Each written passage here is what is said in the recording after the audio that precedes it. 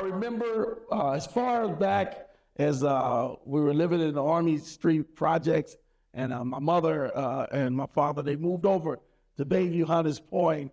I had to been roughly about 12, 13, somewhere around there in the vicinity of that area. But anyway, me and all my brothers, it was 7 boys and 2 girls, and we bombarded Bayview Hunters Point right here on Palooton 3rd Street, where all the action and all the activity is going on. Boys and girls running up and down the street. We were all just running off in life, having fun, going to school, getting our money from our mothers and fathers, and we were just having a really good time.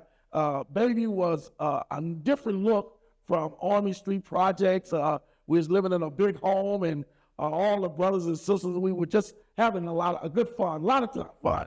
This company called Lennard, they were doing partial A and partial B back there. And he said, it's a lot of asbestos, it's fine.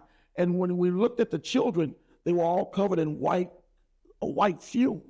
And we agreed that it was something. So we got together with some ministers, myself, Christopher Muhammad, Bishop Birch, a lot of us, and we went over there and we shut them down. And when we shut them down, that's when it all ignited from the whistleblower, who was Chris Carpenter, who is now deceased now, and he died from cancer. So since that time, and the war had begun, fighting with that element of partial A, partial B, we've discovered other elements that it went from asbestos to something even more dangerous than asbestos, that the government was responsible for, that they never cleaned up that contaminated area before they started building there. My assessment would be disastrous. In my mind, I consider it disastrous. So it costs you $300 to $4,500 to live in a 1-bedroom house on the open market. They can't afford that. They're just coming out of their mama's and daddy's house. They're not rich. They can't do that. So where do that leave these children? That sends them out of the city. They couldn't simply afford to live here. So when I addressed Barbara Smith, who's over housing authority here in San Francisco, she said, well, Jeff, we did this 2 years ago, and we asked everybody to get on the lease. Well, you can't rush get on the lease. What do you mean? So, that's just another form of regentrification. The rent going sky is just another form of regentrification. African Americans, and now you got these people from down the highway that moving all up here. Oh, so let me help you guys. I remember hearing on the news that if you make figures, then you are wanting to low income. 6 figures, low income. Some don't make sense there.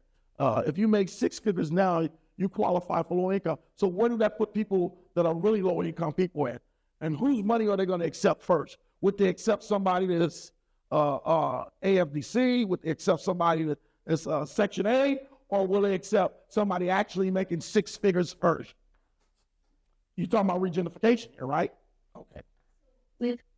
How do you restore others? Simply by, first of all, biblically, I'm a man of God. So I'm restored, I'm regenerated by my spirit that's in me, which calls on my higher power of my God. Now, that's not for everybody, but that's for me. And I offer not only that to everybody, but I offer to stand up fight against the elements that are fighting against us. And I tell us, we can't do it individually. We have to do this thing collectively. We have to speak truth to power. And when we do that, we sometimes come ahead, or at least we're able to expose the ills that are going on, where we can get some regress from it, somebody to talk back to us, rather than us just settling for what they're doing to us.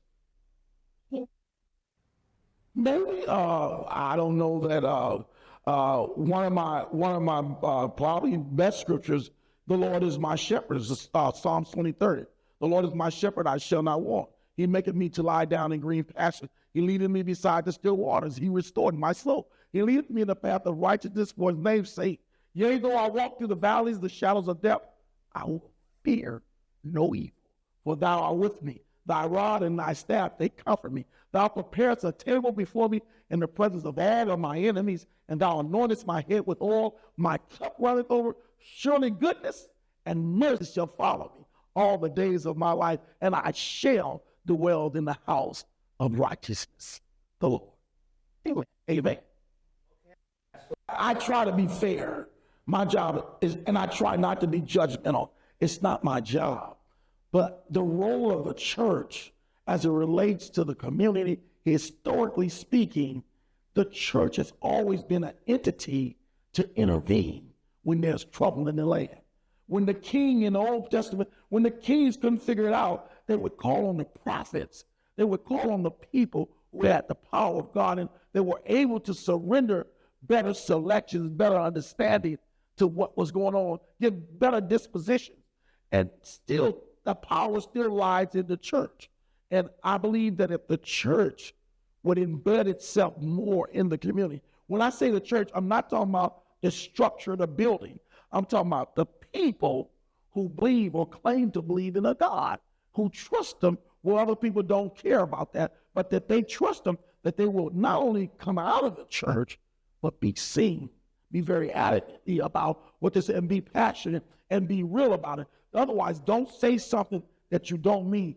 Don't say something that ain't right. Don't do things, you hear me, that you know you shouldn't do, but do things the way it should do, that everybody can reap the benefits, the good, the bad, and the ugly.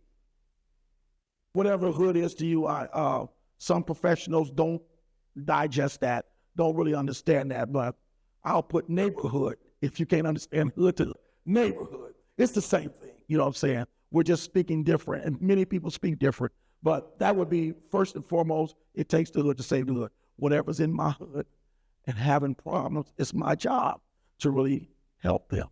Has nothing to do with black on black or ethnicity, but people have problems, period. So that's my job, to help people. I love doing it, and because I got help, number one. Number two, I see myself somewhere down the line living in the hood and dying in the hood.